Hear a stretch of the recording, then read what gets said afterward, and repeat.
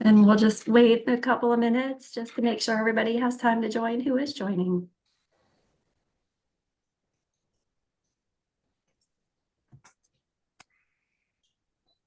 How old is Darcy? 58.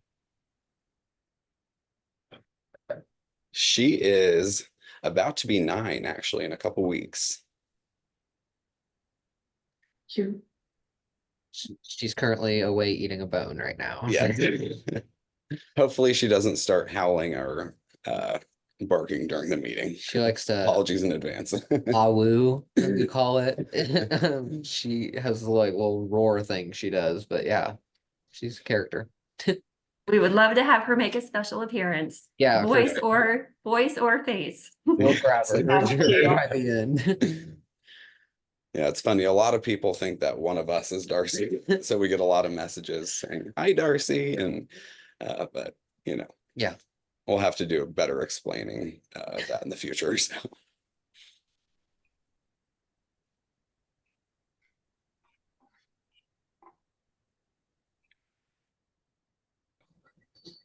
Thank you guys so much for sharing with us this evening. of course. Of course. Happy to be here.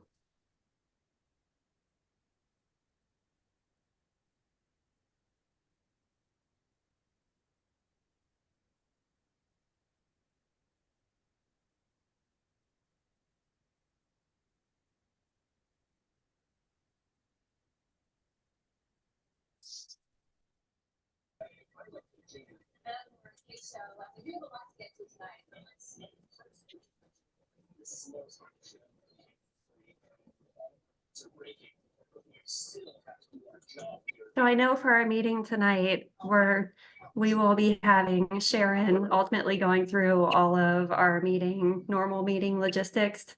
And we've got Darcy's Dahlias on to kick it off.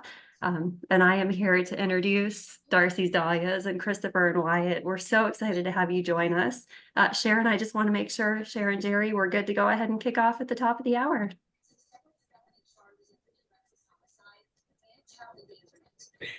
Okay, friend. Okay, well, I will go right ahead then. So I'm not sure that everybody on the call knows who I am. I know I kicked off the call for last month's meeting also. Jess had asked to have me kick off, run the technology, and ultimately introduce Darcy's. I'm Misty Eckhart. I've been part of the Dahlia Society for about a year and a couple of months or so, and I recently took over as the treasurer, so a few months ago, so you will be hearing a report from me a little bit later from the treasurer perspective. But I think one of the best things about being part of the Dahlia Society is having the knowledge of everyone on this call today, all the members that we have, and having a group that's really dedicated to having people come in and speak to us and really help educate us on a number of different Dahlia related topics. I think the things that I've seen in the last year and a half-ish that I've been on, and as we continue to see the programming get better and better every time, it just kind of speaks to the introduction of Christopher and Wyatt from Darcy's Dahlias and just how excited I am to have you on the call today. And I know a number of other members are super excited to watch the recording, as I had mentioned earlier, who can't be on and those who are here today. So I had the pleasure of earlier this year, I think Sharon and Jerry, it was the day after the Dahlia Society auction, the tuber auction. Millie, who's our social media manager, she and I spent the night at a hotel because we live in Ashtabula County, which is kind of a hike from everywhere. So we went to the Dahlia tuber auction and then had the pleasure of going down for the in-person plant and tuber sale that Christopher and Wyatt were having in Columbus. So we made a road trip out of it. We picked Jess up along the way and had a really awesome time being one of the first people in line to go into the sale. So just seeing what they're doing and where they're going with their business is super exciting. So thank you so much, Christopher and Wyatt, for being on and taking us through your journey, what you're doing now, what's next, and how we can take better pictures of flowers. Thank you. Say too kind. Honestly, we appreciate it very much. We couldn't agree more. The society, although we can't always attend, because just busy as can be always, it feels like. We definitely get to watch, and especially the American Dahlia Society, American Dahlia Society as well. It's a limited source of education and resources. It's just a great thing to have, and so we're happy to be here. And one of our goals is definitely to participate in our society a lot more this year. But thank you again for having us. We were honestly shocked that anyone would want to hear from us at all. But yeah, so I think Wyatt's gonna start us off on how we got started into Dahlias. Yeah, for sure. So we're going to talk about like our story of how we kind of transitioned into wanting to grow dahlias, and then also more so on like the larger scale, and then where we are and where we're going with that. Um, Obviously, like the dahlia world is so big nowadays. There's so much you can do with it, and I feel like the roads are endless for it. So we're excited for that and what that journey is going to bring. So okay, did it work? I think it worked. Yeah.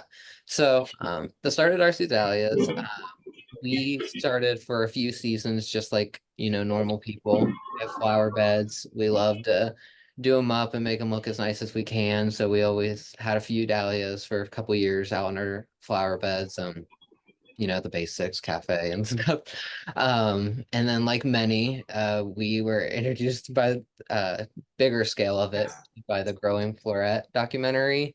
I don't know if many people relate, but sometimes you're in that day job and it's the same old every day, and you just don't always feel the most fulfilled. And when we watched this documentary, it just clicked with something for us and what flowers do for a lot of people. So we decided that we wanted to do a little jump. We have this is our first like real field that we did. As you can see, it's a little close together. It's a little small. Was it was digging in mid-April. It was all mud. We scrounged it together as our first little start. You could barely walk through the rows. By the end of at it, we all. were crawling on the ground to get to them and tag them. Like we couldn't get through it at all. So yeah, but it was a great learning lesson. We didn't know that it was gonna spark so much, but literally this little patch it just got us hooked on it, and we were so excited with it and what all came from it, following. It was just more than flowers, a big wave of support from friends and family and also just the Dahlia community. So it was a lot. Um, So, as he had mentioned, we watched Growing Floret, really fell head over heels for dahlias and wanted to upscale a lot more. And through that, we discovered Christine Albrecht, which, many of you know is a fantastic hybridizer. Found her YouTube videos to be very insightful and helpful to us.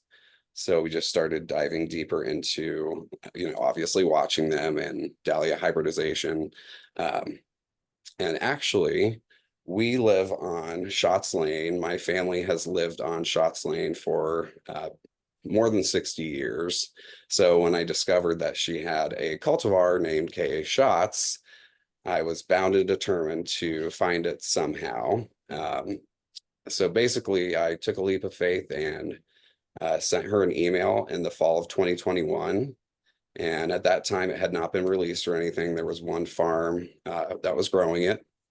And she was kind enough to send us one tuber the following spring. Sadly, we grew that tuber, made cuttings from it, but it was actually mislabeled. So it wasn't K.A. Schatz. So at that point, we kind of thought maybe it was lost forever.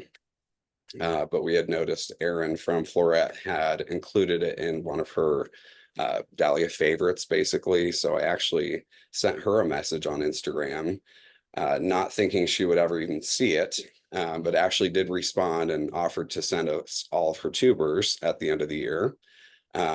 Sadly, once again, all of them died over the winter, unfortunately. But then at the last minute, we actually got an email from Christine saying that she had found one last tuber and through her local society, actually. Yeah. And sent us just one single cutting last year. We took cuttings from that obviously and grew it. And as she said, grew it beautifully. And that actually led to a much bigger opportunity for us, which is still kind of crazy for us to think about because, in our eyes, there are people in the dahlia community that are celebrity status in a way. And some of you probably are just that.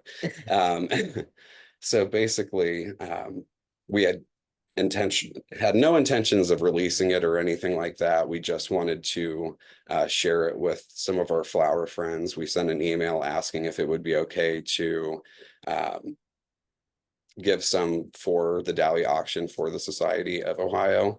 And actually, she emailed us back and said that she wanted us to release it for her, which has been such an amazing opportunity for us. So we went from that one single cutting last year and happy to report that this year we have an entire row full of KA shots that we're hoping make great tubers for next season that we can offer, and have about 70 plants, maybe a few more than that.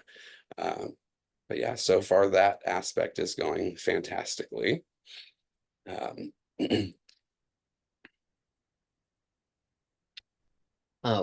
With the different journeys with it and all the learning experiences, we've definitely had some things, it sounds kind of like picture perfect for the KA shots things, but we've definitely had our flops. We've definitely had things that didn't go right for us, obviously, as I think all growers do. We found, each season trial and error, talking to our fellow growers, taking, everybody like to take the negative of these like bad things that happen or things that go wrong, but we really had a great mindset of what are we going to do different next. We've always like our first moment plants go in the ground, we're talking about next season. We're talking about, all right, what do we want to do? What do we want to expand on? Where do we need more room? Where do we need to add dirt, whatever it might be. So each of these obstacles has been a big thing for us to overcome and just utilize all these resources that the amazing community has and upscale ourselves. So we have a little timeline here. We can see that we obviously before 2021, we just considered ourselves really just hobby growers growing them in flower beds and such. Our first year, we upscaled to roughly about 100 plants, various fillers. I think we stuck with about 5 main fillers that we did, like hydrangea, zinnia, celosia. Can't remember off the top of my head, but yeah. Established our social media account. Our Dahlias was born that same summer. And then our following year, we upscaled it to about 1,000 plants, which is a pretty big jump for us in our urban backyard. Then we jumped into some seedlings. Obviously, hybridizing was a big thing, big topic right now, and we're all for it. We want to be a part of it. We definitely think it's definitely the next steps for a lot of people, and upscaled our filler. And then to this year, our big focus, we only upscaled our dahlias a little bit. We actually downscaled a lot of the cultivars we had and upscaled more stock of certain cultivars. We really focused on what was going to be good for the future of our dahlias, of our originals. So what is going to bring the best genetics to our gardens. And so we started focusing on the release of KA shots, obviously. So consumed a chunk of our field. A lot of seedling focus. We actually have as many seedlings in the ground, I'm pretty sure, as we do named cultivars this year. So that's a big jump for us. Filler last year, to be honest with y'all, our filler flowers were a wreck. And so we needed to put a lot more focus in making sure they were successful. And this year it is a whirlwind of a difference. Absolutely. Everything is just looking so much better than it has in previous seasons. And we had major flooding problems, so soil was a big thing. If you've seen me on our story, I walk around the yard and irrigation like boots. They're just these big long spikes that I hook onto my shoes. Look silly in running around. So that has been a big thing, adding soil, getting our yard to drain. Previous year, a lot of flooding ruined a lot of our dahlias and stunned a lot of them. And so we just could not have that again. There, it's too much to put in to lose a row or two. So, and then our forward focus, big topic is always seedlings. It's gonna probably be our main focus going forward. Just to see, what we can get. We try to get the best of the best. There's a lot of amazing dahlias that could even just be better, and so trying to pinpoint what is needed and try to see what we can find out there. So excited for that. And I guess I should preface a couple things. You have to move forward. I was looking at a question. I'm sorry. Oh, oh, I'm sorry. No, you can say something. I'm Christopher, and this is why Oh, yeah. I apologize. Darcy is our almost 9-year-old pug. So Blood that's why sugar. we named it Darcy's Dahlias. I'm Oh, gonna yeah. go see if I have any bug spray in the car. And the picture that you can probably still see right now, that's our current field. So from that small one, we've expanded quite a bit. We live in my grandparents' old house, and I actually grew up in the house next door where my parents currently live. So they've been gracious enough to allow us to take over basically most of the backyard, including their own. So without their love and support, we wouldn't be able to do what we do, to be honest. I see, Shannon, you asked what filler flowers do we upgrade to? So really the big part was upgrading our space, making it a lot more manageable with weeds and everything. They get out of hand, especially when you have all your dahlias you have to do as well. And utilizing a weed barrier, we're gonna leave it down permanently for now on. No more tilling in that area or anything. As we know, Ohio soil, it needs some help, so we needed some amending on some 60-year soil, but it's so much better now a few seasons in.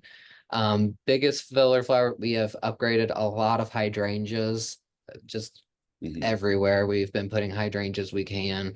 Obviously we've that's my watering alarm. So it's telling me to go out and evening water. I'll do that after. Eucalyptus, big upgrade on zinnias, that. celosia, zinnias, status, I can't say a lot of things. Scobosia. scabotia. Yeah. Gerbera.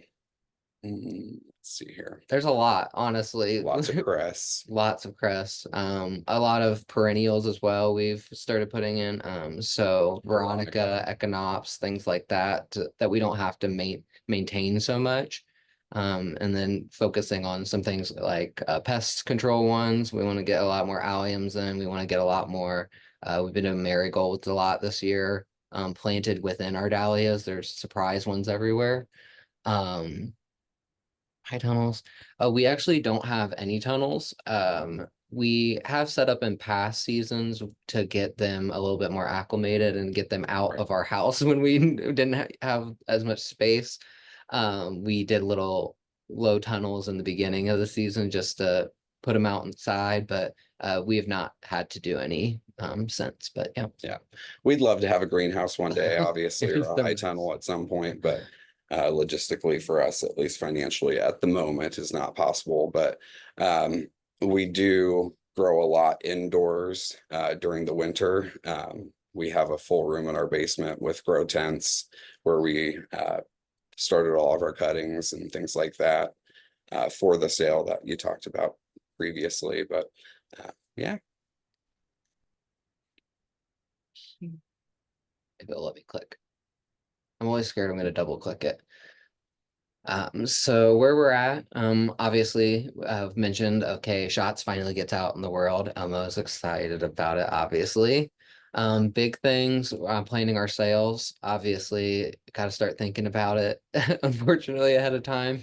But it's so worth it. We're doing an online sale this year. That's not something we've done previously, just for honestly the workload of it. Biggest tip is like, don't overdo yourself. Everybody wants to have a big sale. Everybody wants to, rake back in, and that's very understandable, but sometimes it's best to hold off. And that was a big thing for us this year, was hold off on a sale, and having an in-person sale was the biggest thing, biggest blessing ended up. So We had a lot of challenges. I'm not sure if some of you may have known, but we actually got hit by a tornado in February. Wyatt unfortunately lost his job. There was just one thing after another. So we kind of just pumped the brakes for this year and decided just to do an in-person sale. But that's going to change in the future for sure. Yeah, we're expanding on that in-person sale as well. We're actually going to be inviting a few farms we've been chatting with. So we want to bring a big giant local farm sale to Ohio. That's a big thing. We were just really inspired by how many of you all actually came out and supported us for our in-person sale. It was a very last minute thing. You guys had a line hour or two ahead of time. Like it meant a lot to us, and we want to give back, make cultivars easy to get here. And partnering with a few of our friend farms who also have a bunch of great dahlias is just going to make that a lot more possible. So we're gonna definitely give everybody a bigger notice for that one in fall. But we are actively planning it, so stay tuned for that. Obviously, seedlings we've talked about. We have a lot of space with both of our parents.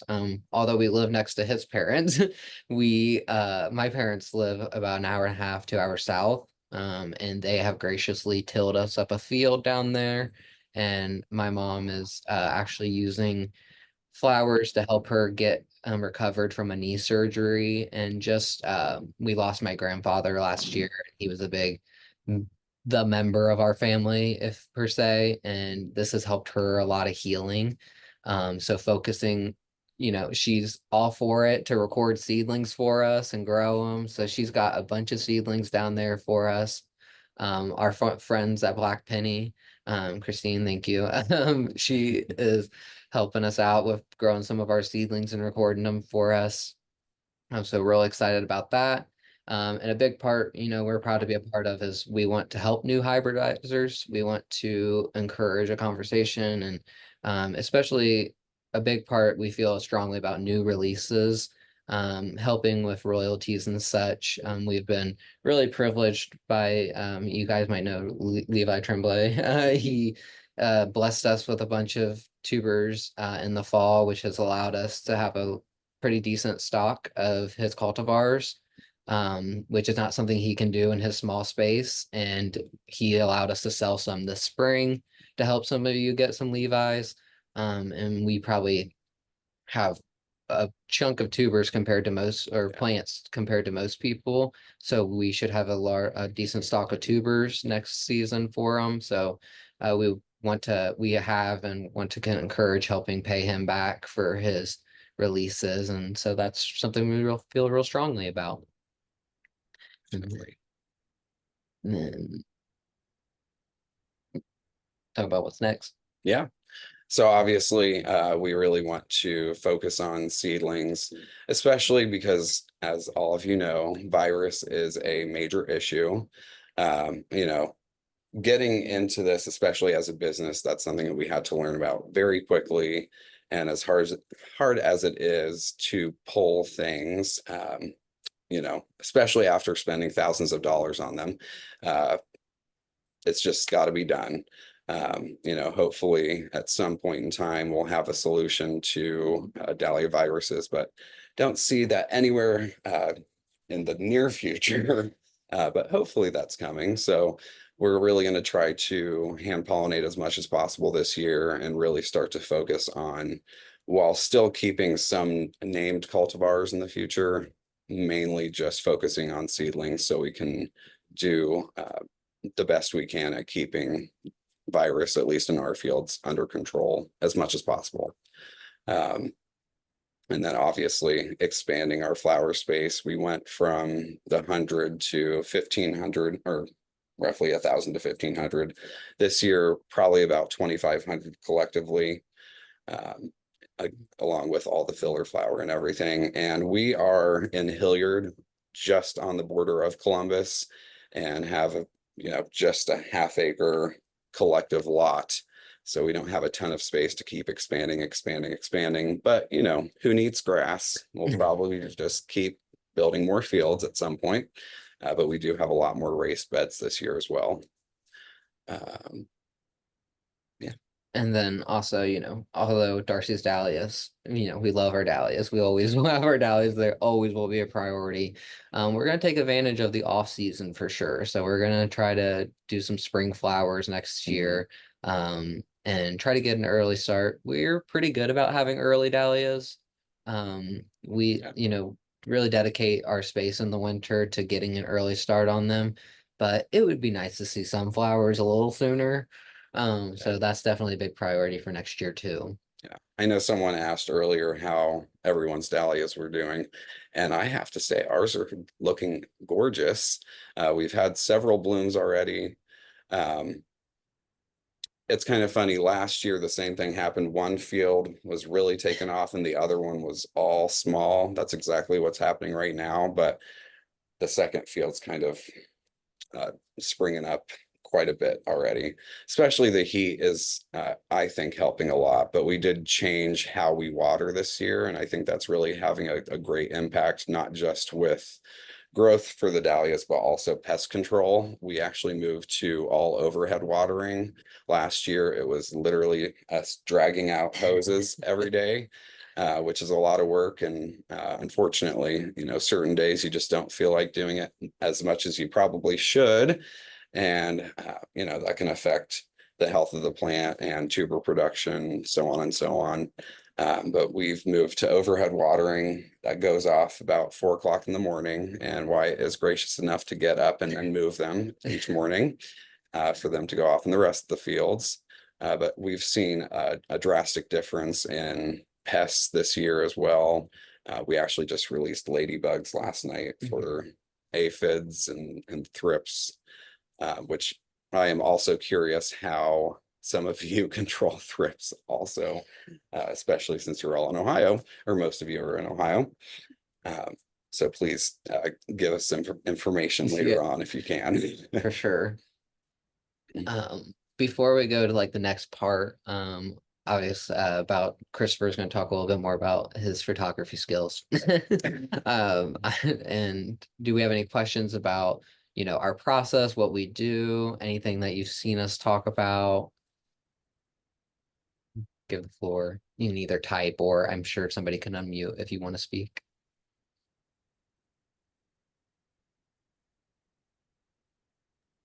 So I'll just make the comment. This is Misty again. So based off of your Instagram post talking about getting the ladybugs and releasing them, Yeah. I immediately went because it was on my list to do. They were sold out of ladybugs a little while back. And when you posted that, I was like, oh, I need to go look again. And I ordered them last night and cannot wait for them to get here. So for those of you on the call, if you're not following them on Instagram, make sure you find Darcy's Dahlias on Instagram to get all the good tips about what they're doing too. Yes, I was they were out of stock and they didn't send me a notification that they were back in stock and I signed up for it and I never got it. So, I was I wanted them, I needed them. So yeah, same situation.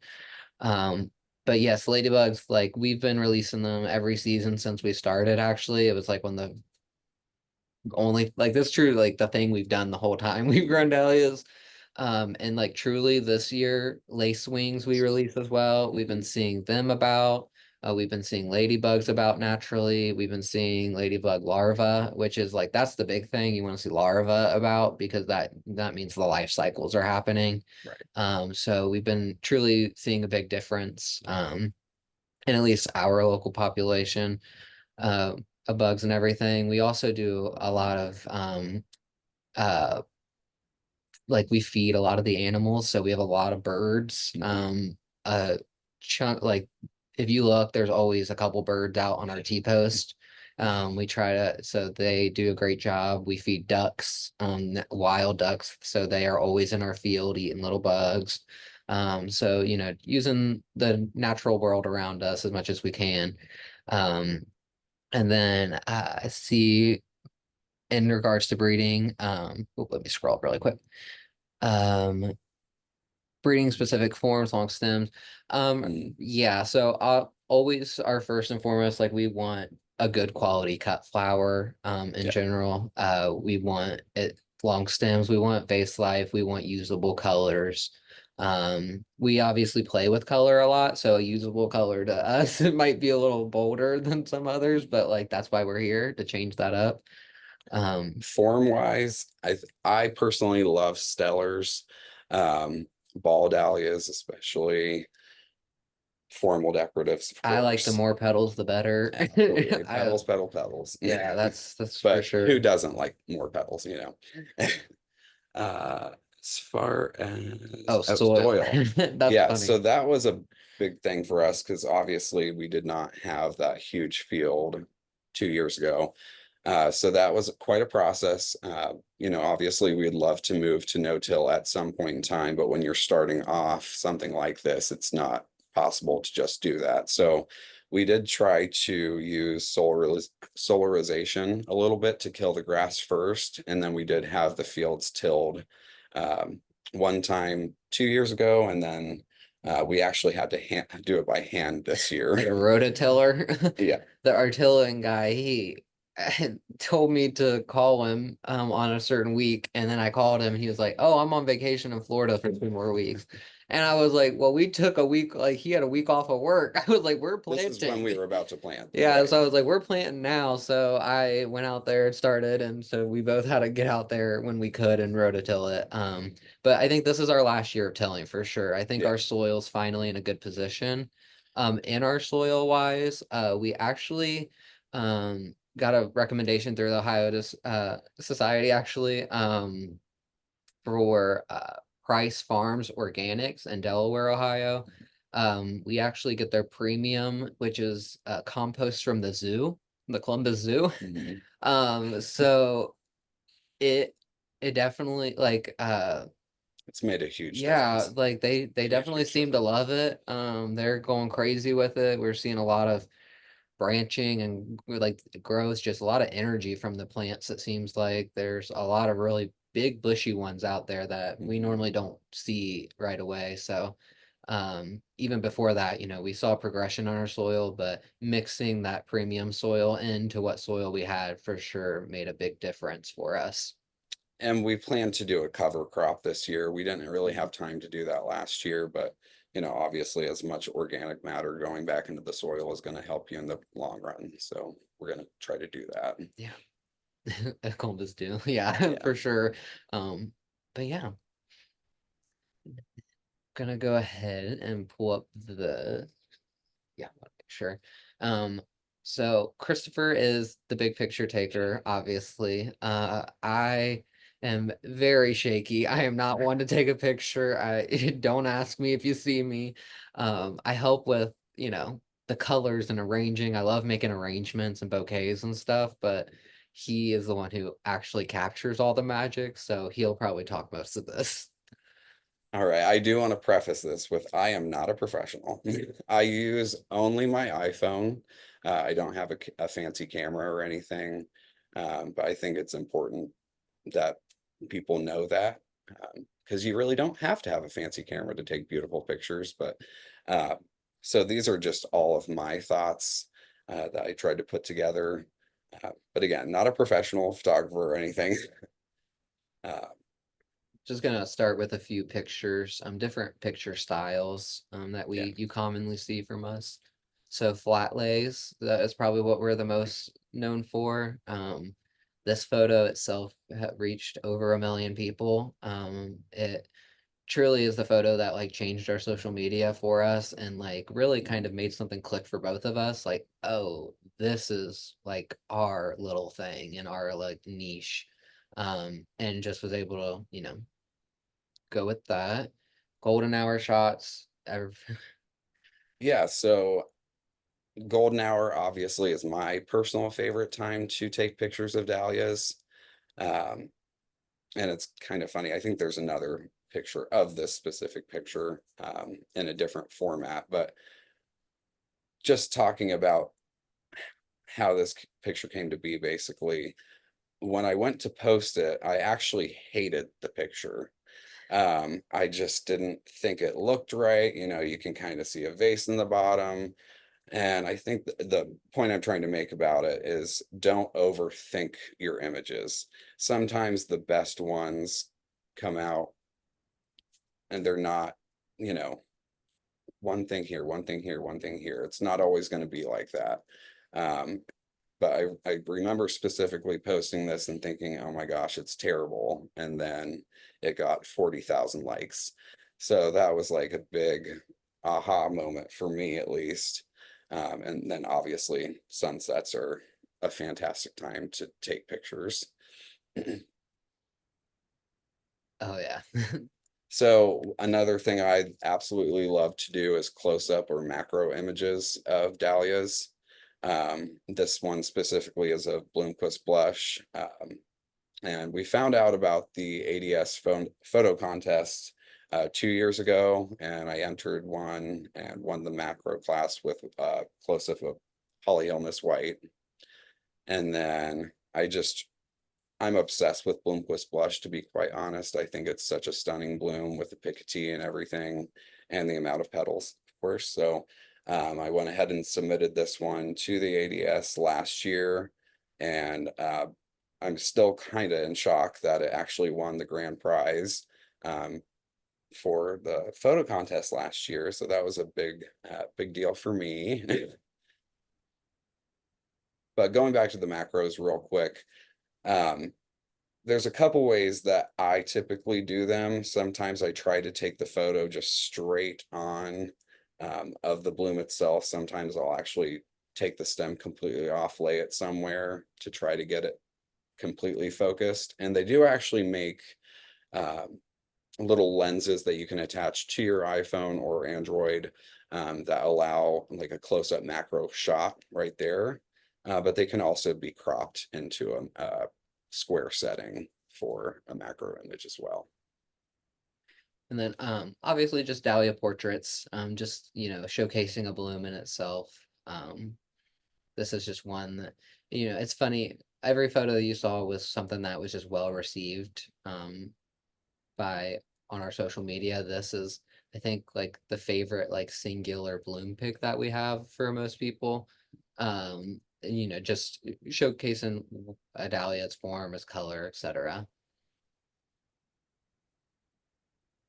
Okay, so important tips to remember: lighting. And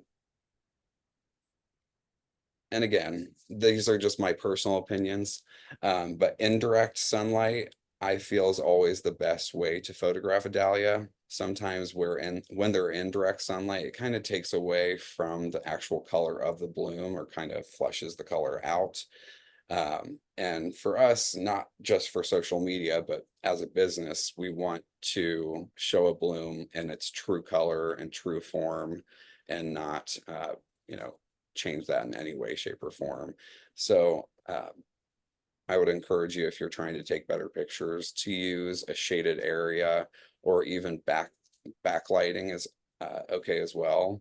We don't do a ton of images inside, but indirect sunlight, in my opinion, is always the way to go. A clean background, of course, is essential for a great image.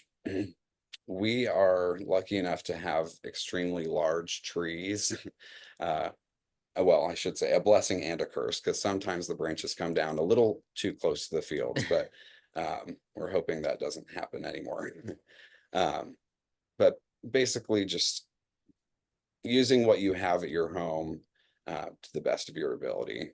And then composition, this is something I really had to hone in on, especially working on social media. You want there to be symmetry, but it doesn't always have to be perfect, like I was saying before. I would just always try to make sure something interesting is in the background and make sure your focus is right.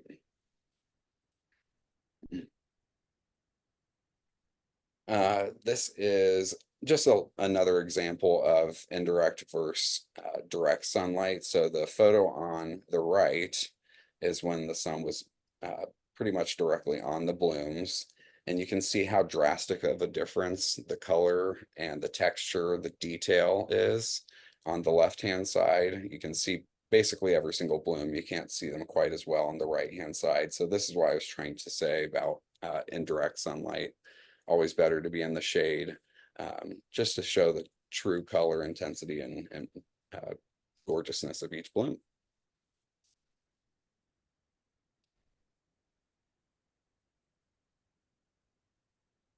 Okay, again, whether it's your own backyard or inside your home, make sure the background complements what you're working to capture. So a lot of those flat lays, we just take the blooms and put them right on the grass. Obviously, you want to make sure that grass is well kept first before placing them. But there's a lot of times that we'll notice something in the background after the image is taken, and it'll drive me absolutely insane. And that'll kind of take us to the next thing right here. So unfortunately, we have big power lines in the yard as well. I'm sure most people do. But you know, this one on the left, very frustrating to see that little thing. I don't really like to edit the pictures a lot. Obviously, I'm sure it's probably super easy to go into Photoshop and remove that. But another way is just moving the bloom in front. And I thought personally, it looks much better. And even hands in the photo are totally fine for some. But you know, showing off those beautiful leaves as well might be a little bit better of an option at times also. Yeah. For something for me, like he always asks my opinion before a photo goes up or anything. He always shows me all the options. And Sometimes I like the opinion, sometimes I don't. yeah. But for me, you know, immediately you can see where the eye is drawn compared to on this photo on the left. It's really not about the dahlia. It's just kind of a there's a multiple focal points that kind of lead Right. you away, when the one on the right is more about the dahlia. And even some things in the background, like the thing I circled here on the right, like that light, that is more so pleasing than the light over here. And just to kind of compare those two too. So that's always something to really look for. But yeah, it's crazy how something can change up an image so easily.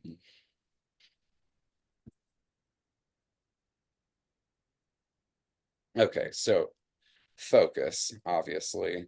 Did we have examples of the focus or not on here? Or is there another question? Sorry, I was just reading. Oh, so I'm not sure if most of you are iPhone users or not, or Android users, but there are different settings to make sure that your camera focuses on a certain image. I definitely suggest looking into, depending on what photo or what camera you have or phone, I apologize. Making sure that focus is on the dahlia and not the background. There's nothing more frustrating than snapping 100 pictures and coming in and it's actually focused on the background instead of the actual bloom. So that's always very important. When he talks about composition a lot, a big thing too is like balance in those, like the balance of an image. For me, like the picture you see here is on left and right the same exact bloom, but you can see on the right some things that make this photo more balanced are those stems going up with the trees. You have the sky on both sides of the photo, the bloom angle, different blooms in the background bring more color to it. It's just a more pleasing photo when it comes to, you know, something you would want to see on a wall, or you know, that's something that's gonna have that symmetry and flow a little better. Fill flash. Do you try fill flash? I'm not sure what that is, to be honest. If you'll clarify. Hmm. And I'm sure Bob will clarify for us.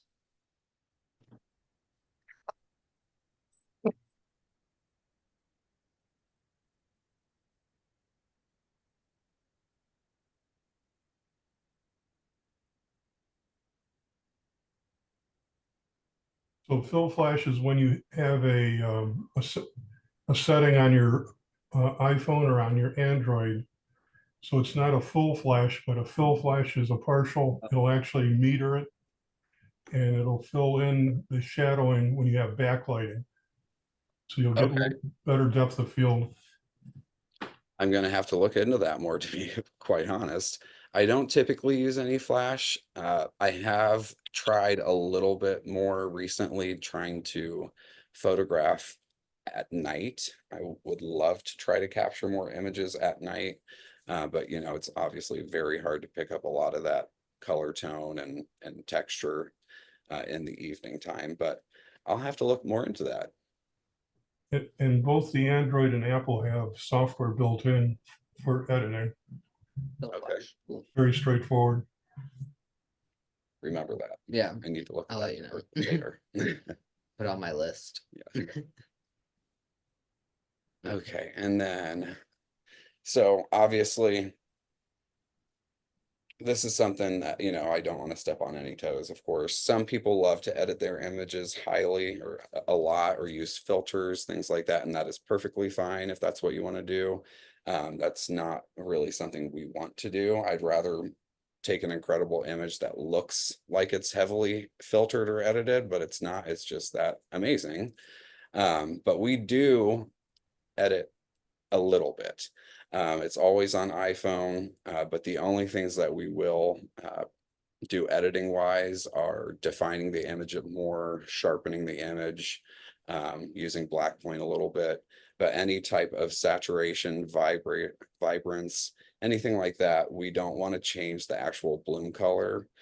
Because again, as a business, I don't want someone calling us 6 months after they got their tuber, seeing it bloom and saying, hey, that's not the same color. I think it's, you know, they're gorgeous as they are, so we try to do as little or minimal editing as possible for sure. And before, we've lived a lot of lives. Before, we, you know, transitioned to corporate and then to flower farming, obviously. We were both hairstylists.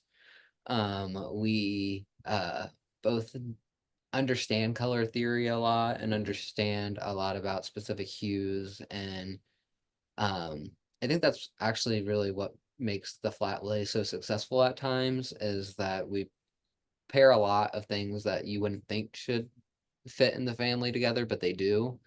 And just looking at all those little details, and so we understand, you know, how editing something small like that can throw off a whole, you know, the whole color or whole hue of a color. And you know, especially when it comes to, you know, florist, or, you know, you're buying, you know, we don't want to lead anybody on with that thinking they're going to get a pink and they get a coral or something. Exactly. But yeah,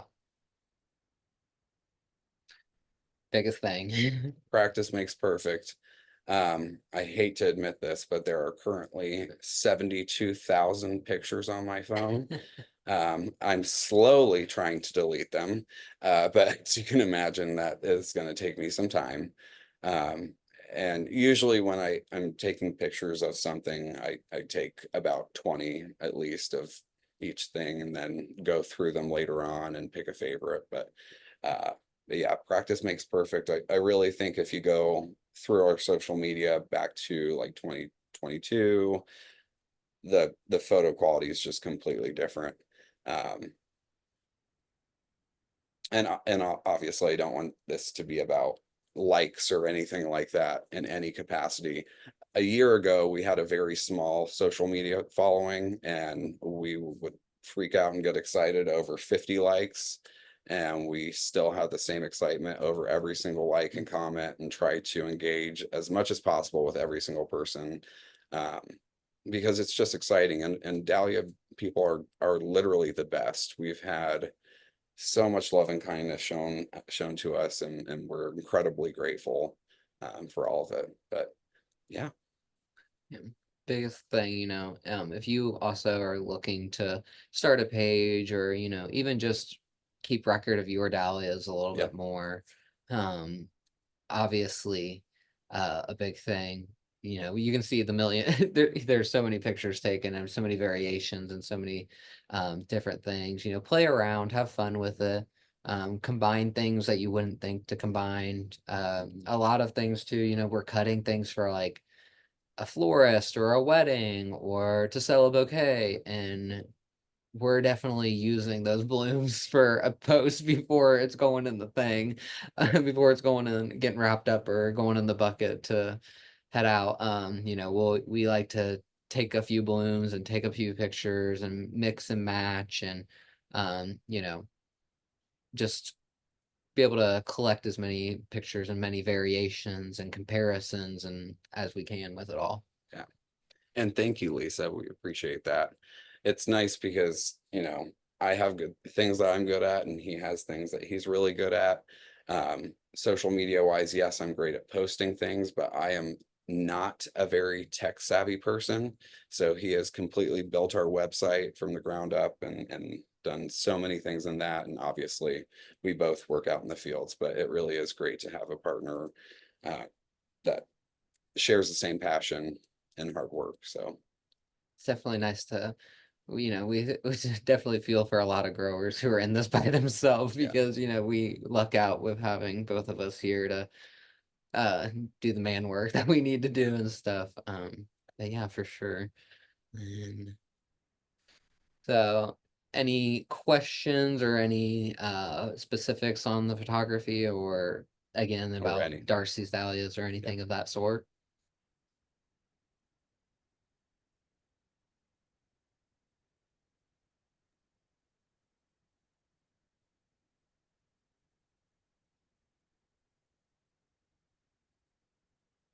Can you talk about how you do your hybridization? yeah. So actually, last season we did no hand pollinating at all, or I'm sorry, 2 seasons ago, I should say. We just collected seeds.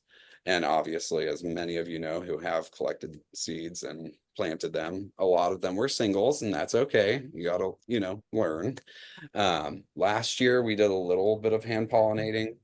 But we actually pulled we don't have any singles anymore. We pulled quite a few forms actually, just because, nothing's guaranteed, but you're always going to have greater odds of a better bloom, better petal count if you're not using singles in your area. So fingers crossed, Yeah. we have some good seedlings looking really, really great this year. Yeah, we knew that last season when it started to get down to the, in there and it started to time to let things go to seed, we just knew we didn't want to continue with anemones or colorettes or anything of that sort. So They're beautiful. we pulled them all Yeah. like weeks before our other dahlias actually, or cut them down and got rid of them. A lot of, we don't want to really sell a cultivar that we are not interested in ourselves. Part of that is at the end of the day, with 85% of the things having some sort of virus or another, if it's not something that we feel is worth it, then why are we going to keep putting it into the world? So a lot of cultivars we just trashed this year that we didn't feel would be good for seed parents. But a big chunk, obviously color was a big priority, I will say, for this year. So Bella Luna, white dahlias produce had the biggest range of color. So Bella Luna was our biggest seed parent. I'd say we probably have about 500-600 Bella Luna seedlings, all open pollinated. We did a lot of intentional planting, kept all of our dark foliage cultivars were actually by our KA, yeah, our KA row actually. So all of our Ks, where the genetics are strong, we were hoping those darks crossed over with them. We actually have a few KA champagne seedlings this year that are very dark, that we're really excited about foliage wise. Our biggest things we want to obviously dark foliage is like a really cool thing for everybody. That's something we want to really expand on and try to get a lot deeper into, especially just with pest resistance that they bring. Their dark foliage seems to go that next route for sure. A lot of intentional planting too. We have a water lily bed, a focused water lily bed for water lily seeds. Yeah, I saw somebody said. Yeah, we didn't grow a lot of water lilies in the last couple years, but this year we have some really beautiful varieties. So we're we upped hoping to get some good seedlings. What month do you let things go to seed? So we'll probably start depending on what it is. There are some cultivars we'll decide we're not cutting anymore. Specifically, we'll pick out parents. Mid to late September. Yeah, and we'll just set a few plants aside that we're just not going to cut on them anymore and just let anything we can go to seed on them. But yeah, we'll probably start the end of August there, beginning of September. Just to get as many as we can, especially with hand hybridizing. You know, because It's not easy. not easy. There, I did as much as I could last season, and I was very little success. So, a lot of open pollinated this year. Were you able to get your tubers plants in the ground this year? We actually started planting the last week of April, first week Yeah. of May. So our goal is always the earliest we can. So this year we were able to get in before May, so that was pretty cool. Yeah, typically I always take the first week of May off of my day job, and this year, honestly, we probably could have planted earlier than we did, but I'm glad we got them in when we did. Thankfully, we just didn't have the rain like we did last year, because that was a big issue for us at the time. But Yellow dahlias. So yellow dahlias, if anybody doesn't know, yellow dahlias are dominant, so they generally will always produce a yellow dahlia um through seed. So a lot of people don't grow them because of that, because they don't want just all yellows. Personally, my favorite dahlias are yellow dahlias. I love yellow dahlias so much. So yellow dahlias are very welcome here. We don't grow many. We only, because I will say they can be atrocious. I understand some yellows are not pleasant. They just don't, they're not very good for work and floral work and such. So only the best of the best ones stay. I think we have Bloomquist Blush, of course, Westerton Harry, Darcy. yeah, I think and that's a really lot of it. the other yellows that we actually have at his mom's house, because it Oh, was yes. his grandpa's favorite color, Yes. and she loves yellow dahlias as Yeah, well. my So, grandpa's favorite color was yellow, or he would say yeller. So he liked yellow, and so a bunch went down to my mom's so she could have for herself too, actually. So yeah, there are some down there, but we actually aren't growing too many yellow this year. Very select few for sure. Do you have a farm stand to sell? We will have a flower stand this year. It's gonna be posted in probably like the next like week or two. It's just been more so how to map out some things. I'm gonna build it. I like to build things. I'm pretty crafty when it comes to that stuff. We both like projects, so I'm gonna build a little Darcy Dahlia flower stand. So that should be coming out very soon. and it just sits right on our property. We Mm-hmm. actually live in a pretty highly populated area, but we have our own little oasis, if you will. So If we'll y'all have it are like in a cart form. Yeah, to we're gonna be put it dragged on out. wheels so our neighbors aren't upset. So they don't have to see it or anything. It's gonna be cute though, either way. So hopefully they're all pretty chill though. Every neighbor is gonna get a free bouquet coupon, to ease seeing the card as well. But yes, we will have that directly on our land, and really excited about that. But yeah, awesome. Seems like that is all. Were there any remaining questions or anything that you had? Yeah, I was gonna mention about looking at your field and all that. It is pretty flat, and you mentioned about every once in a while it floods and all that. Did you ever think of mounding your rows? I know a lot of people do that. And the other thing I was gonna mention, did you do anything with composting? I know I do a lot of composting myself. Like Yeah. set up some pallets and works pretty good. Perfect. Grow my own soil, you might say. Love that.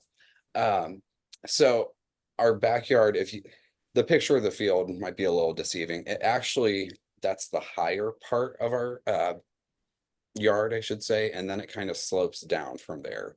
Oh, But that was actually a big problem for us last year. was We that kind of down dug slope. out the rows, and then they were constantly filled with water. It was really bad, and I think we over mounded. So we kind of tried to flatten it out a lot more this year. And actually, we're still going through now that the plants are really getting established. We have netting and T-posts up. We're actually going back through with another load of dirt and starting to mound them up even more, because again, I think it just really truly helps with tuber production and so on. As far as compost goes, we haven't yet, but that is definitely something we want to do. So we might have some questions for you. okay. Yeah. So we're working on building a little spot, making the yard as functional as possible while making it, at the end of the day, everybody likes the pretty yard and have the space and everything. So we're just manicuring the space a little bit to be able to work. And we've talked about building a compost area more so, something to keep it pretty confined in a corner or something in the back of our yard. Yeah, I know I mentioned it earlier, but we live at my grandparents' old house, and a lot of the things around here had not been tidy for a very long time, decades even. So it's been a slow process, but we've been trying to revamp every single area slowly but surely. And then we had that nice little tornado come through and blow our fence down, and so we had to rebuild that while trying to get the dahlias in, and about 75,000 other things happening all at once. But slowly but surely we're getting there. Already made a huge difference in just a couple years. So Yeah, for sure. It has been a record year for tornadoes in Ohio. Yeah. it's Crazy. insane. Yeah. Yeah. You really don't believe it It's till you crazy. actually like see it Right. until it's in your backyard. Like it was legit. Our neighbor, if anybody doesn't the full story, our neighbor lost their home. It was like Wow. we like had a tornado in our backyard. So like it was a direct hit in our area. We were woken up at about 5 o'clock in the morning. Roof get And ripped I off. love storms. So I will admit I was actually outside during it and watched the house come down, and Wow. was trying to make it back inside to tell him to go to the basement. He was very slowly getting up, but Yeah. thankfully it passed our house, took out the fence, and caused some damage to some other neighbors, but it stopped almost as soon Yeah. as it had started, thankfully. Thankfully, everyone was safe too. No, Yeah. everybody was safe, and Yeah, they made it to the basement. yeah. So yeah, we have a question about dahlia remains. So we've actually started. This topic has come up, and it's been one we've kind of been discussing amongst flower friends, actually. Because thinking of with virus and everything, technically a virus, most viruses need a living thing to survive long term. So thinking most of the time, if you threw a balloon in there with virus, my thought is, and like our thoughts is that it technically that virus should die by the time you would even get to the point of using that compost, since compost does take weeks, if not months, to really curate. And plus mixing around and such, it would probably break that up pretty much where there was really no living matter for it to be a part of. The only concern I would say is gall. If a plant does truly have gall, and you are putting that into a compost pile, that could be a case that it could possibly spread gall, maybe. Yeah. But I don't know that we'll it's- ever compost the dahlias, to be honest, though. the blooms themselves, we just normally put them in our yard waste to go in with our like our city comes and picks up. But yeah, for the most part, dahlia blooms and plants themselves, I would say maybe seedlings could be okay, but you do kind of risk it with maybe the gall, you don't risk it, but gall is really that only concern when it comes to composting a dahlia bloom, in our opinion. If anybody else has any more information, would love to hear on that too. Yeah. How do you store over winter? Oh, yes, actually, I meant to put something in here about that. So 2 years ago, we did all vermiculite, and that worked pretty well. We actually store in an unheated garage attached to the home. But then last year, I wanted to experiment with saran wrap method. And I say experiment, I started with just maybe 100, but then I ended up wrapping all of them. So, and honestly, it was the best decision ever. We got one of those industrial size plastic wrap containers from like GFS, or like a local food supplier place that you can get them. And we had almost no damage to any of the tubers. Like, yes, there were a few that might have rotted because they weren't dried properly prior to wrapping, because when you're wrapping thousands and thousands and thousands of tubers, it gets a little tedious. But the good thing about the saran wrap method is even if one was rotted, the next one wasn't rotted as long as you put one more sheet throughout. Yeah. Obviously it's not, I will say, the most sustainable for the planet or anything. You can save the saran wrap for the following year, although I'm not sure how anyone does that because unwrapping them is quite the challenge. But we were shocked to see them come out of storage and, shoots somehow 5 inches long already and things like that. But they're all in an unheated garage. Our So, yeah. ultimate goal is we would like to end the season with a cooler. Yeah. That's like I think true, like the biggest goal we've talked about, like our next upgrade to what we do. So ultimately that would be the ultimate, thing.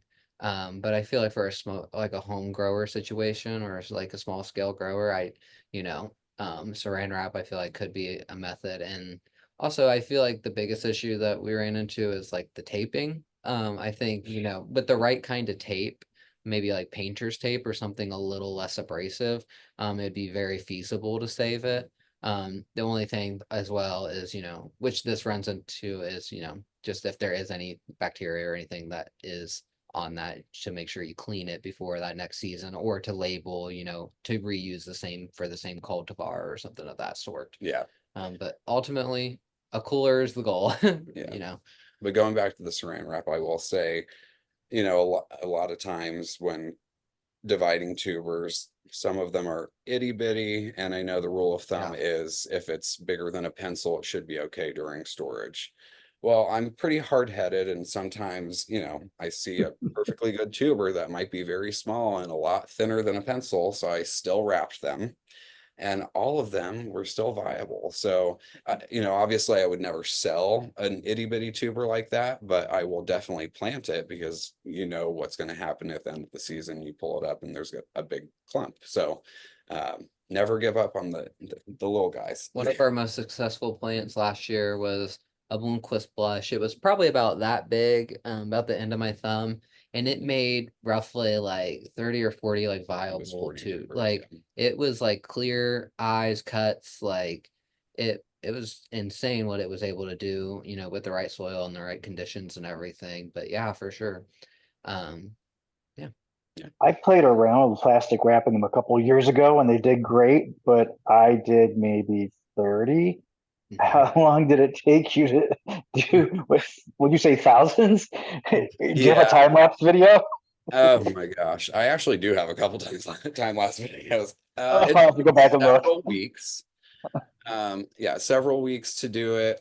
I just sat here on the living room floor and went to town. And honestly, I am going to do it completely different next year because I went through, washed them all and then divided by cultivar and then would wrap them after drying.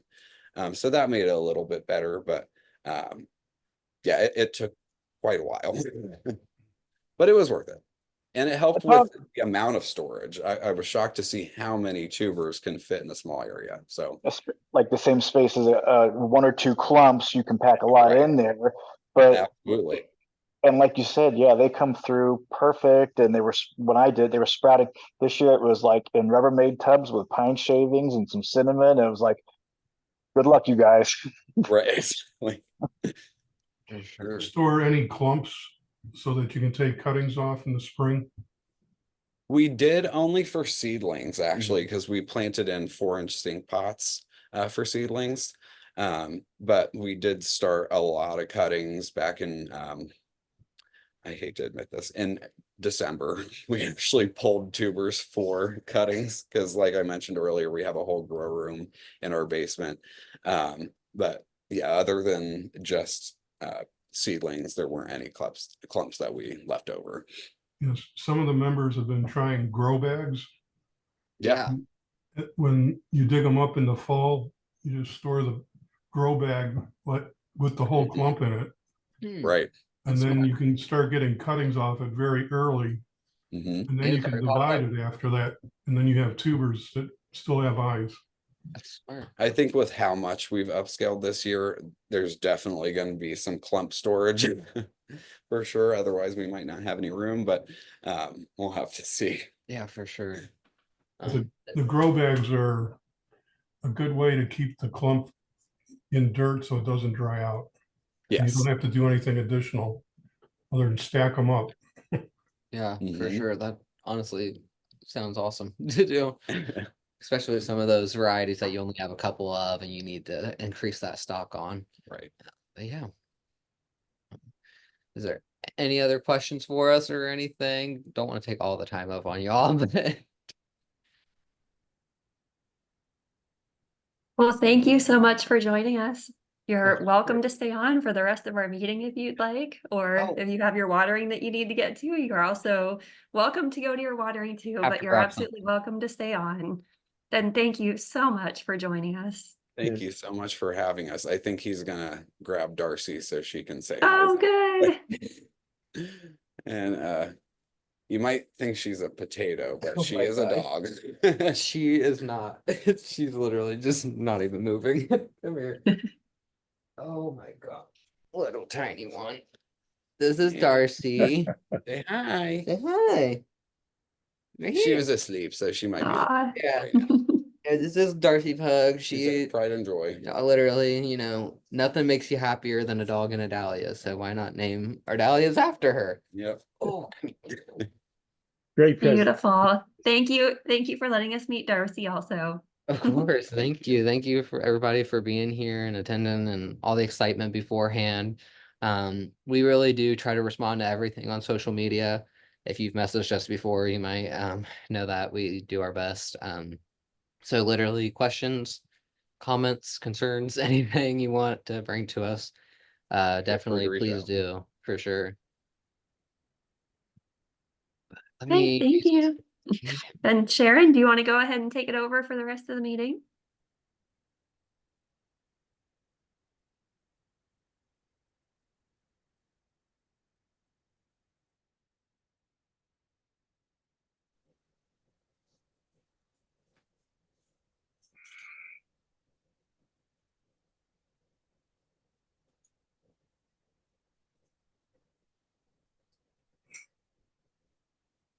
Well, hold tight while we wait for Sharon to get transitioned over and unmuted. Right. That was very interesting. Okay, There she is. here I am. Okay, can you hear me now? We sure can. All righty. Hopefully we don't have too much business to handle, but we just wanted to review a few things and make sure everybody knows what's going to be going on this summer, because this is the last meeting until October, the last Zoom type meeting with a speaker. So you'll be getting lots of emails and there's lots of events, but this is the last of the meetings for a while. So first of all, Misty, you were going to give us a little financial report and particularly about the sales. I was. So just to kind of add on to the update that I gave on the last meeting, it's a very similar update. So with just the generosity of everyone who donated tubers, the time that was spent putting on the sales, the auctions, everyone who was really excited to come in and help put it on, and then everyone who was very excited to buy all of the tubers and help support the Dahlia Society, it did result in just over $10,000 that we were able to collect from the auction, from the tuber sale, and from the plant sale. So we collected a little over 7,000 last year. So super successful this year, over and above what we even did last year. And I think in part to having the auction and introducing the auction back this year too. So for that, we generally collect most of our funds and our revenue for the year in the first half of the year with the sales and with the member renewals. So we're ultimately sitting with about $39,000 in our bank accounts to be able to use for future programming, inclusive of a number of the things that Sharon's going to be talking about with the shows and a couple of the events coming up. So we're in really good shape overall. And thank you for everything that you did to help collect all of those funds. Misty. And then just wanted to give an opportunity to the leaders for our tuber and plant sales to say a few words. So Tammy, we'll let you go first. Thanks, Sharon. I just lost my picture, so I'm regrouping here, so I'm good. Again, I want to say thank you, everyone that donated and all of my drop-off volunteers. Thank you for doing that. We ended up basically doubling our donations from last year. I think we had maybe a little over 900 on the online tuber sale, maybe 150 for our auction, and then we ended up having a lot more people dropping off at Petiti's. So we have well over 1,000, maybe 1,100 tubers donated. So we definitely have grown. We definitely doubled our intake and our funds. So we thank you for doing that.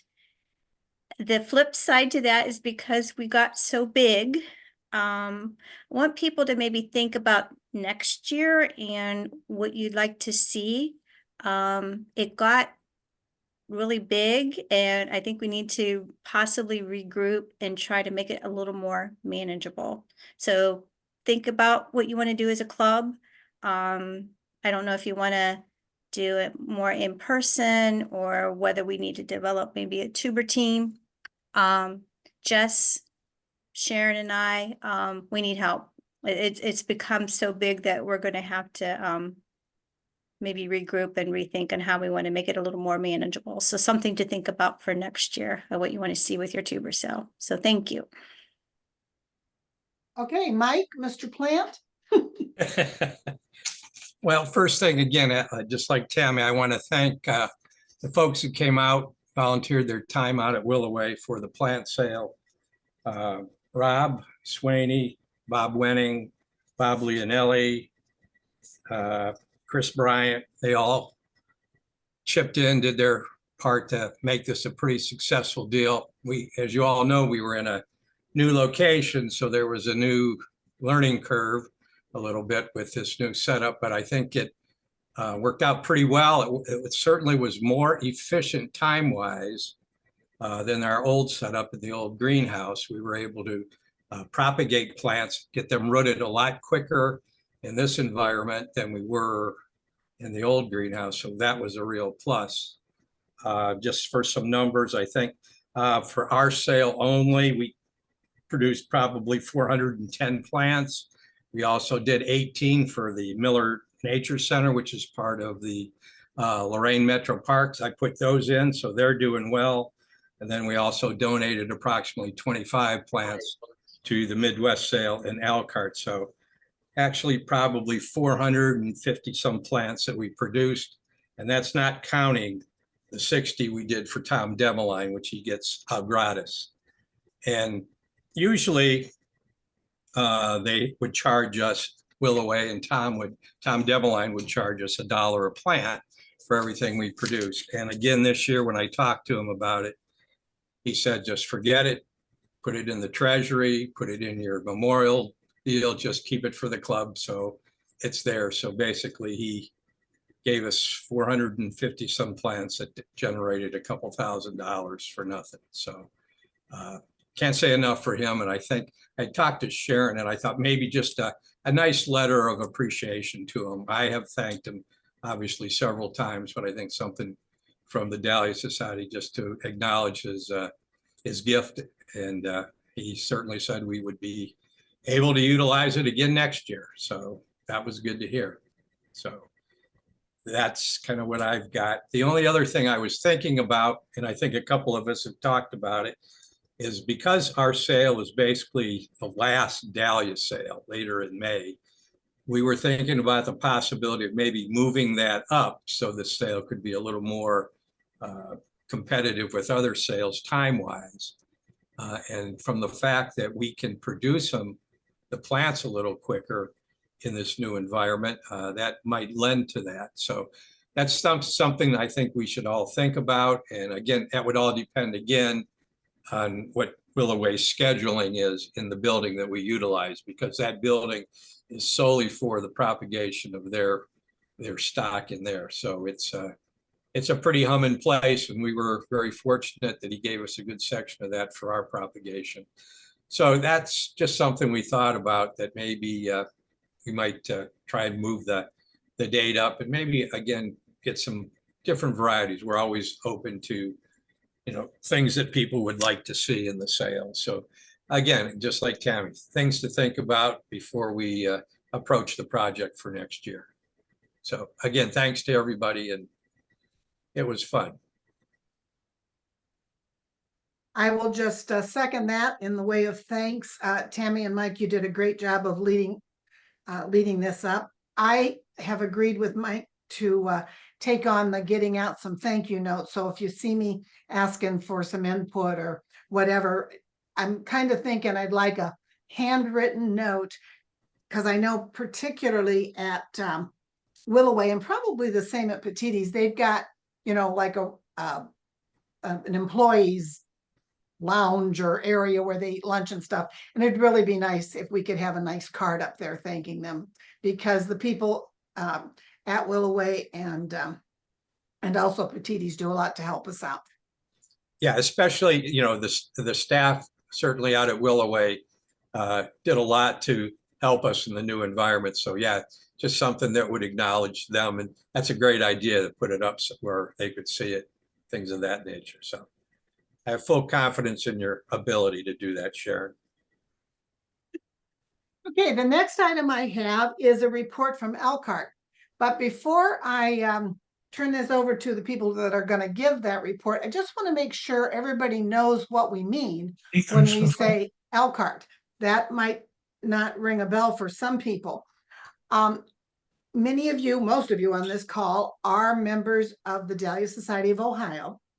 And when you get that membership, you also become a member of the Midwest Dahlia Conference. The society pays a small fee to be part of the conference, but you don't pay any extra dues or anything, but you are part of the Midwest Dahlia Conference. And there are 16 societies that participate in this conference.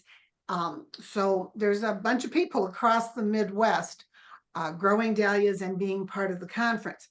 So the conference has a few things that go on during the year, and many of them happen in Elkhart, hence why we're always saying something about Elkhart. So Randy, are you here? Yes. I didn't see Chris. I think we lost Chris. But Oh, I'm here. oh, okay.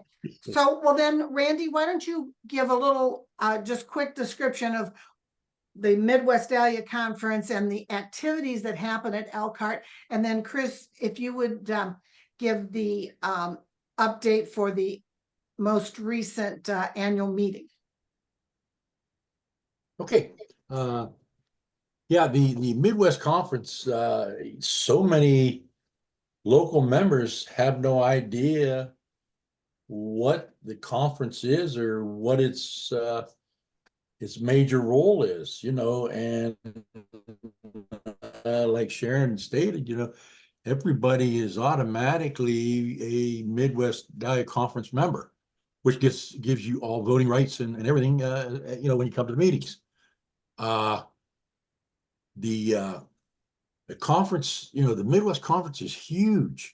And so many people don't realize how big it is. We go everywhere from Hamilton, Ontario to Kansas City to Minneapolis, Pittsburgh, you know, so those are the kind of the outer reaches of our conference, and that's a big area.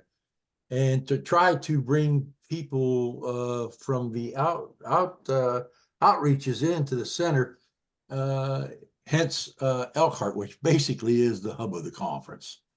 And that society graciously steps up and does so many different events. In fact, on August 10th, they have at the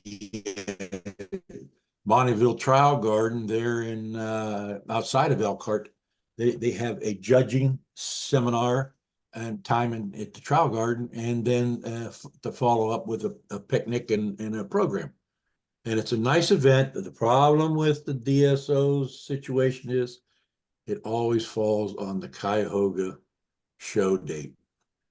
So that's a big hurt.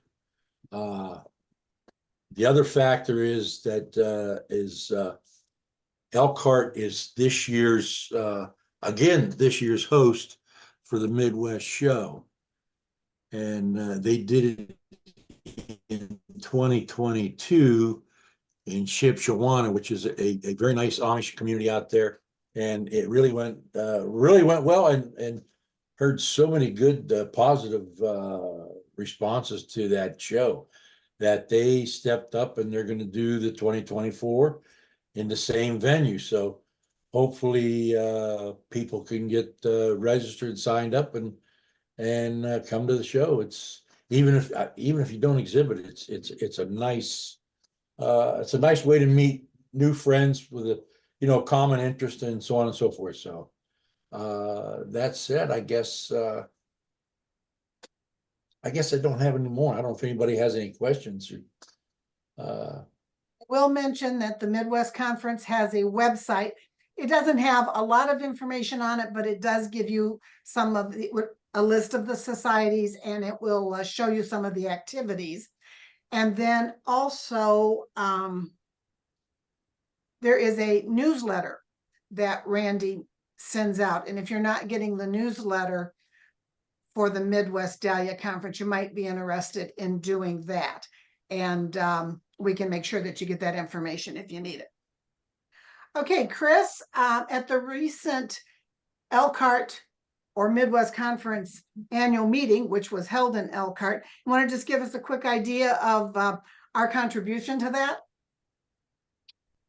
So as Mike Weber mentioned, we always send plants out because the club that hosts the Midwest show, they have an auction at the annual meeting, and the auction of the plants that come, Randy, correct me if I'm wrong, but goes directly to the host club to help them host the show. And the auction's fun, and Jim Kastner, my understanding is Tony and Jim used to do it together, and with Tony passing, now Jim does it on his own.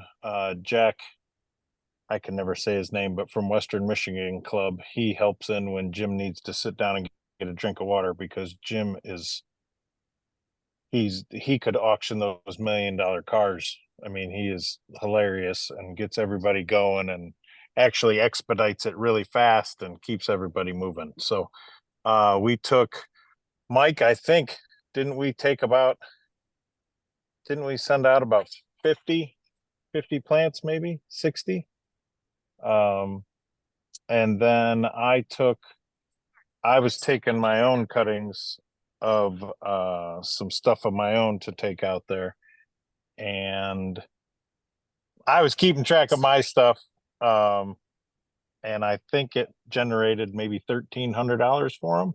And Jim Kastner was telling me that the previous record for Elkhart's auction was 3,200, and this past meeting they raised over 5,400. So I think a lot of that was to the plants that Mike and I sent from the DSO and from my cuttings type of thing. So it was pretty cool. It was pretty exciting. So Great. So Can I say something? Sure. While the meeting was there, it was actually, and I can't remember who provided the motion and that, but there will be honoring Tony. There will be a section for the Evangelista blooms, and the best Evangelista will, for the next, I believe the next 10 years, will pay $50, and that may be raised a little bit, but so in honor of Tony, which obviously his name carries a lot of weight out there, and so that was done, and everybody, especially from the DSO, was tickled to death. yes. Okay, so getting into the summer schedule, because again, we're not going to have another meeting before the summer schedule.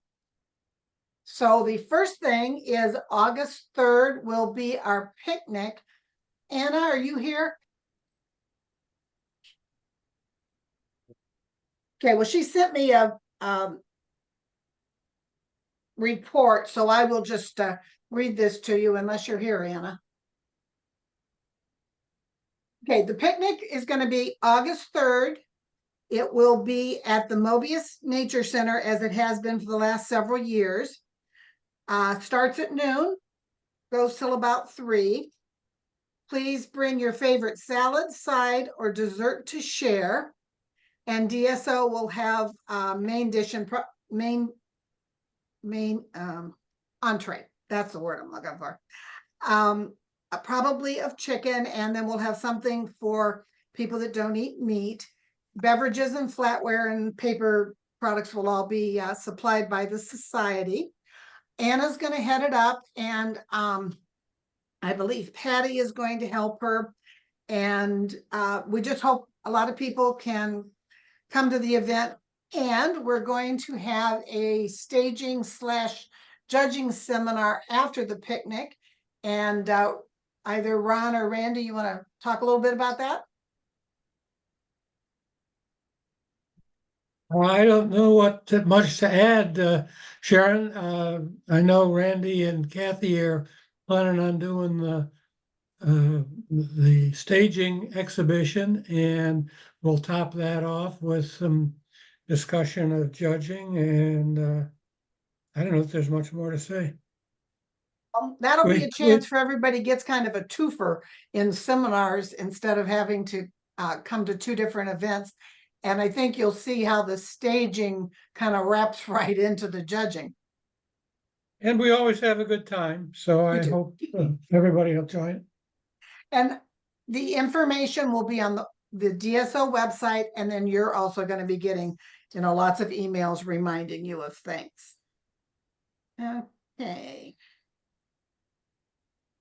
Then we're going to have hopefully a design event in mid-August. We don't have everything totally nailed down yet, but Misty, I think you were going to give us an update on that.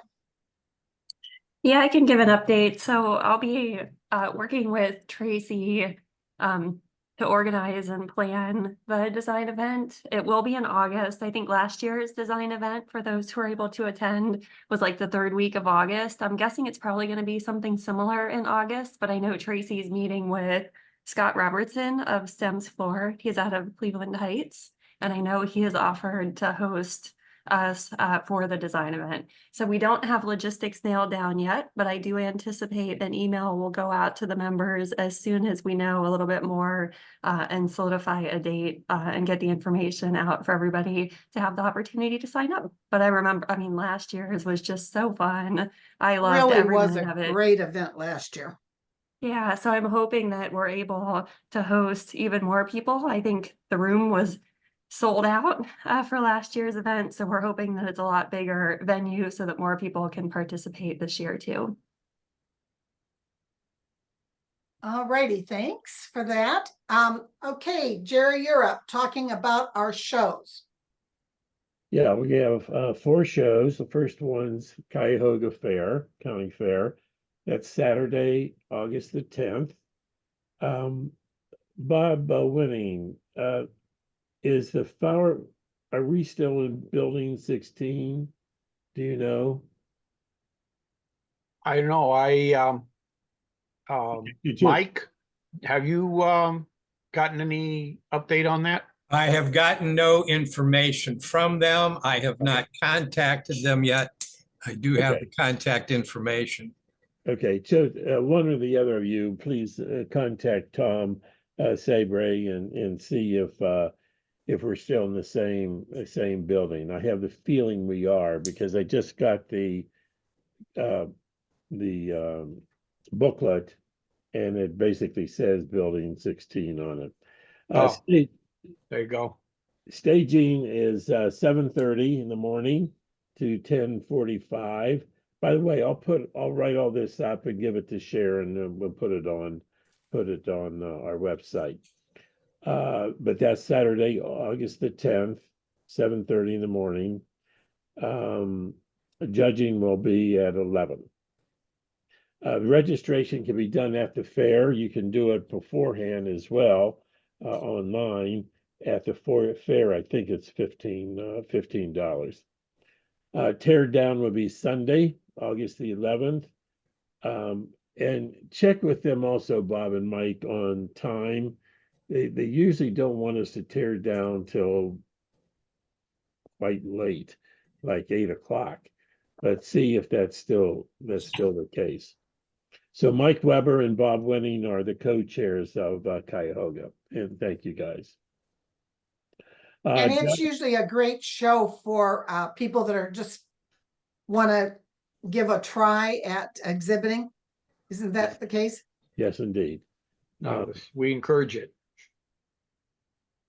Yeah, first show of the year, so the booms are are okay. They tend to be a little bit better later, but that's and we have a lot of fair people showing also, so it's an interesting time. Geauga County Fair is the second show. That's Well, just stay with my order if you don't mind. okay. Some of them Well, all. time wise, it's different. Okay, so Summit is in September, Friday, September the 20th, at 5 o'clock, and you can stage starting then through the night until Saturday morning at let's say 9:30. Judging starts at 10 o'clock. Tear down is Sunday at 5 o'clock. And thanks to Tammy May and Pat Sadataki for being co-chairs of that show. And I apologize. I guess that does come after Geauga, but Okay, then Geauga County Fair is Labor Day weekend, Friday, August the 30th, from 5 o'clock. They usually don't want us there before 5, although I think some people have started before 5, till 9. It's pretty much dark by 9.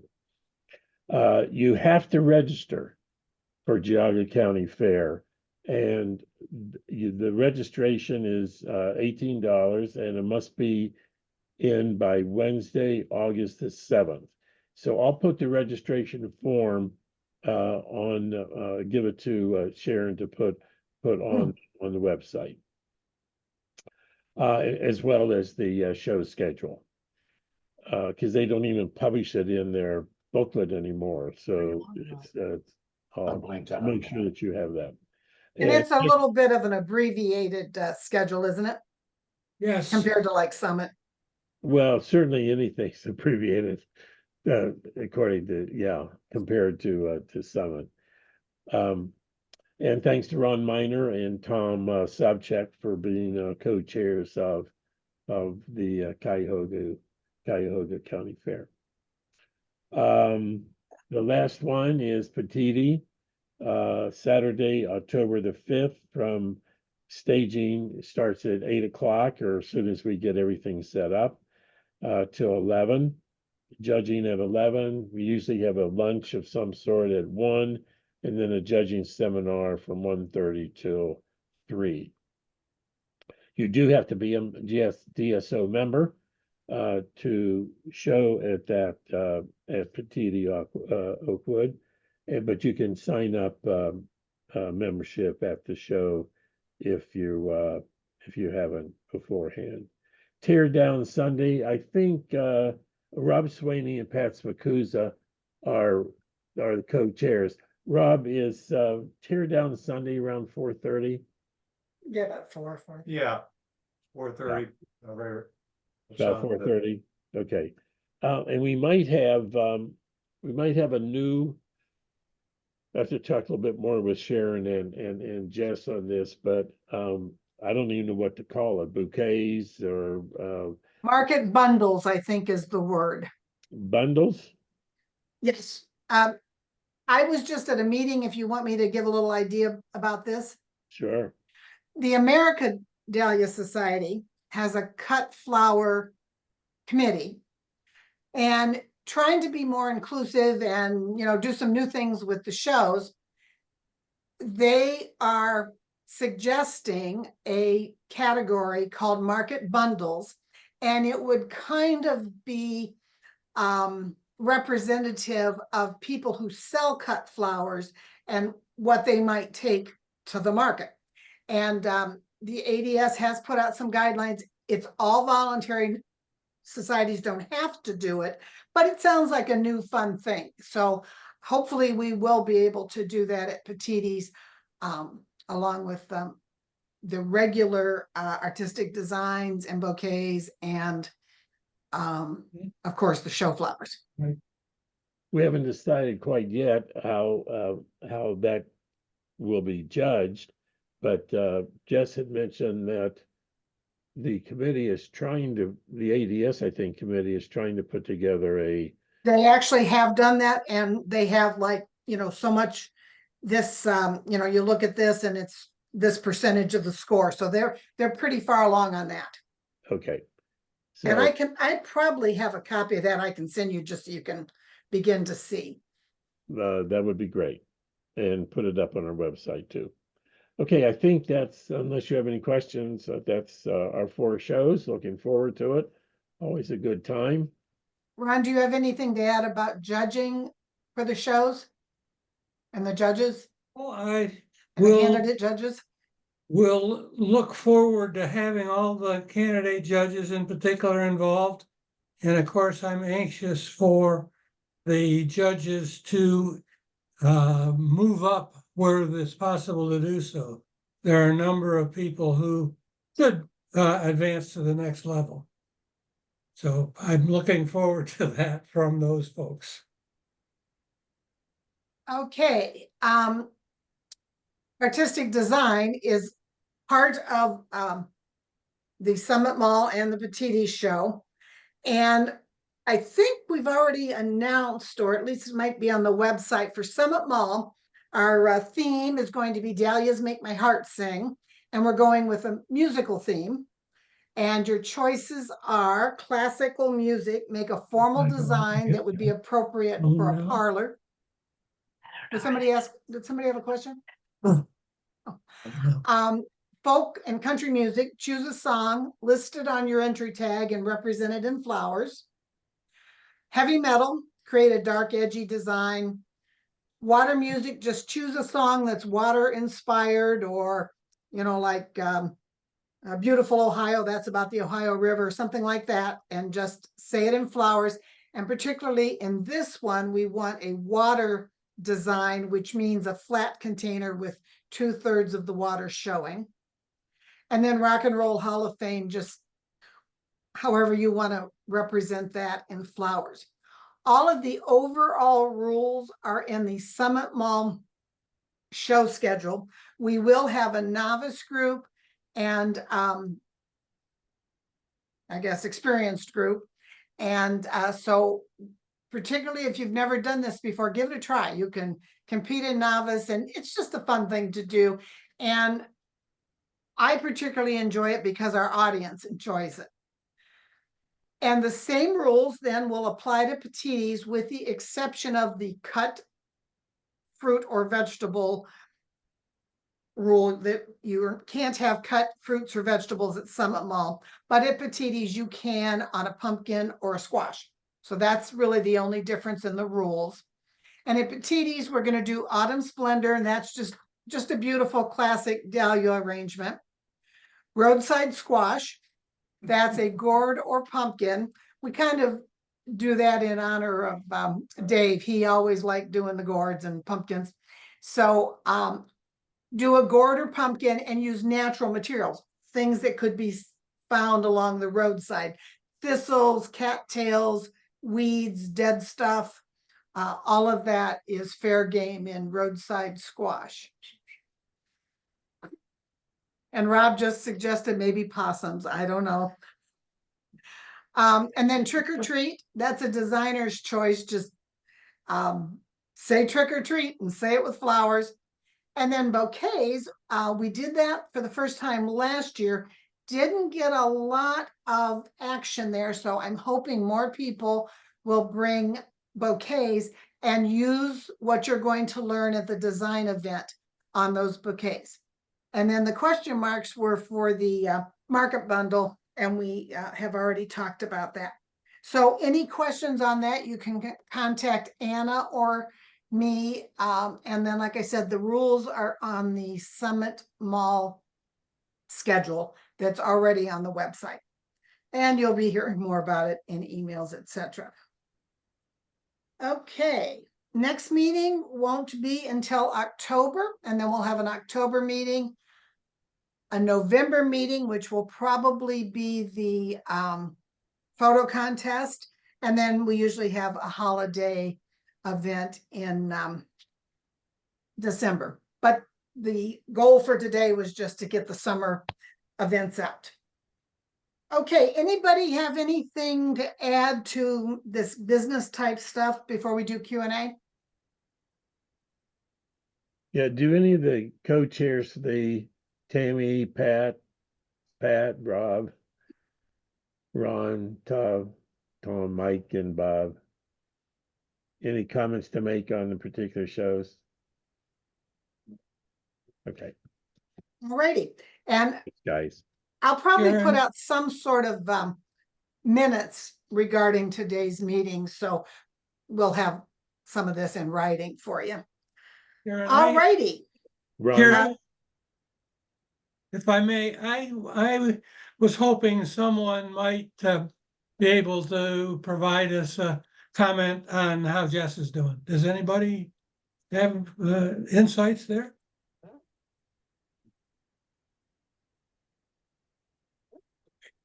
Thank you. I think at some point, Jess will probably have a statement. I don't feel comfortable giving out her information, and I don't have much to give anyhow. I think they're still in the evaluation stage. So just everybody Thanks. help the people that are trying to step up and do these different things, and just keep her in your thoughts and prayers. Alrighty, anybody have Dahlia Q&A or any other kind of Q&A, I guess?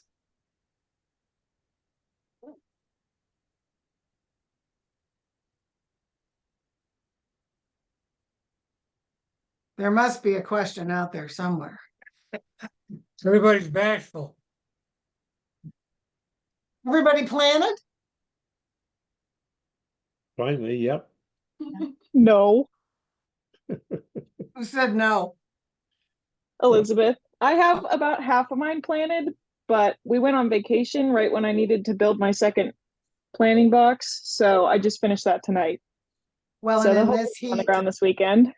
yeah. I think it's supposed to finally get a little bit cooler. I don't think you lost anything, because I don't know. Does everybody agree that they just kind of go a little dormant when it's this hot? I don't know, mine are dying. They're not dying, but they seem like they're hurting. I Yeah. still have stuff to plant. I have about 3/4 of an acre in, and I have at least another 4 to go. So I've got a lot to go. And we're all going to have big water bills to go along with it, I think. Okay, any other questions? All right, thanks to everybody that contributed to the business meeting, and I hope you really enjoyed the presentation. I thought it was very, very interesting. And watch your emails, and information will be on the website, and I think we'll be able to get all of our communications done. Thanks for getting us through this, Sharon. Yeah, thanks, Sharon. Thanks, Sharon. Absolutely. Thank you. Good night, everybody. Good night. Good night. Good Thanks, night. Steve.